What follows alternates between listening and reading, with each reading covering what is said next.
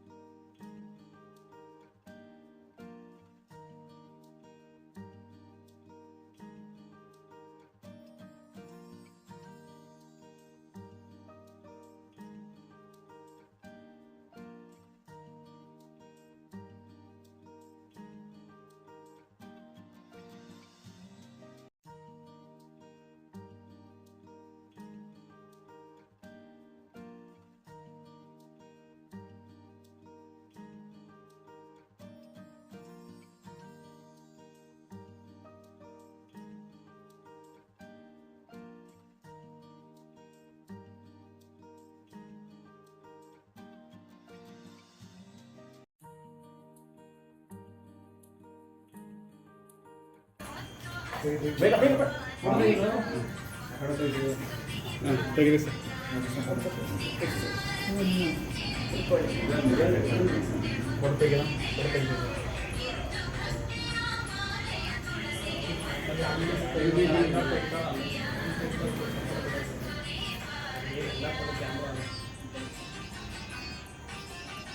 ತೆಗೆಯೋಣ, photo ತೆಗೆಯೋಣ.